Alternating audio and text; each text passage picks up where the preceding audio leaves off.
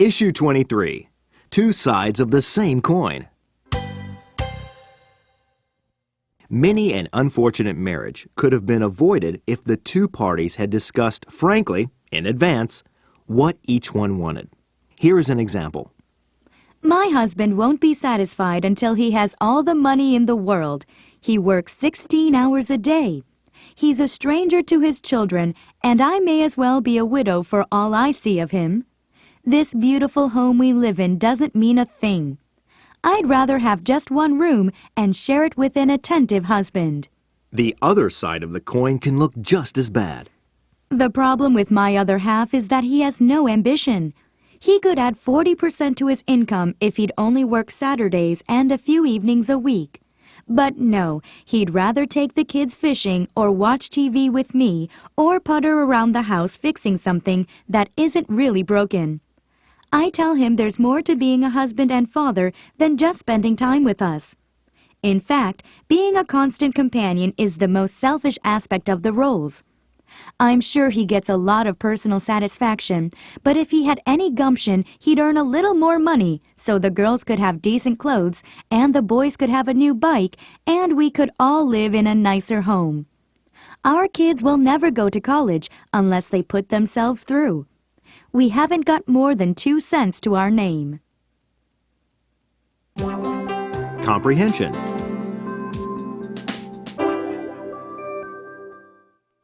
1. What does the first wife want her husband to do? 2. What does the second one want her hubby to do? 3. How could both situations have been avoided in advance?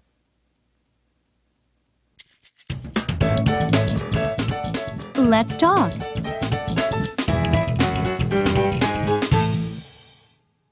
1. What is wrong with working hard to provide one's family with a better life? 2. How can it be wrong to spend as much time as possible with one's family?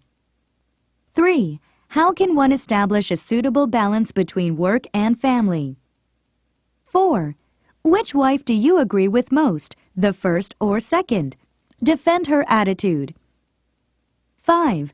Does money play an affirmative or negative role in your life?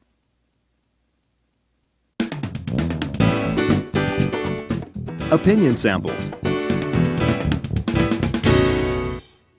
1. No one can get by without money, and the more one has, the easier it is to get by. Nice, comfortable homes, safe cars, travel and relaxation, healthcare, education, all are expensive. The repercussions of poverty, even relative poverty, extend beyond one's own lifetime into far distant generations. Don't you think it would be tragic to shortchange your family merely because you lack the money to get the best available? People often talk about how corrupting great wealth is to moral and social obligations.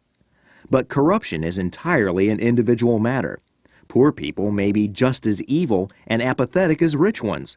Indeed, the lack of sufficient resources may impel the poor to cheat, steal, lie, kill, merely to survive, while the wealthy may do those things on a mere whim. The responsible rich will behave in an acceptable manner, but the responsible poor may not have that option in every instance. Question: is there any inconvenience in being rich, or any good point about poverty? 2. A solid marriage is based on reality. Dream castles in the sky may be lovely to think about, but don't try to live in one. You'll come crashing through the vapory floor until you are grounded fatally on the truth. So, before you get married, you need to do some thinking, deep and serious. What spousal values are important to you for maintaining family life? Financial stability, social status, celebrity, religion, sexual fidelity, generosity, artistic sensibility, beauty, athleticism. An affectionate nature or a money-making ambition. An old name or a new start. Make a mental list. Be as exclusive and exact as possible, and then try to apply these criteria as ruthlessly as a computer dating game. But don't be surprised if your program has not been thoroughly debugged. You may end up attached to a completely different kind of program. And maybe you'll even be better off. Question: what do you expect from your future spouse? Issue 23. Two sides of the same coin. I just don't understand my husband. I just can't get him to leave me alone. Oh? He doesn't seem concerned at all about my mood or schedule as long as he is satisfied. I never have any time for myself. What's wrong with that? There's no romance left. Our relationship is just very mechanical and one-sided. My wife is just the opposite. In what way? She insists that I don't give her enough attention. I come home from work tired. She's on the phone. Hours later, she's still on the phone, and I go to bed by myself. Or I get home and she's already in bed asleep. If I wake her up, she complains. But she insists that I don't pay enough attention to her needs. What about my needs? Does she ever concern herself about those? At least you're not a slob. I have to pick up after my husband every day. He never puts things away, just drops them where he is when he's finished and goes off somewhere else. No, I'm more the compulsive orderly type, I guess. I just can't stand a mess. If there's something that needs to be cleaned up, I can't do a single thing until it's taken care of.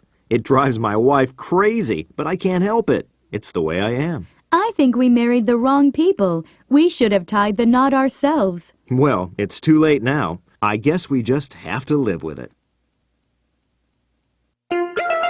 Questions.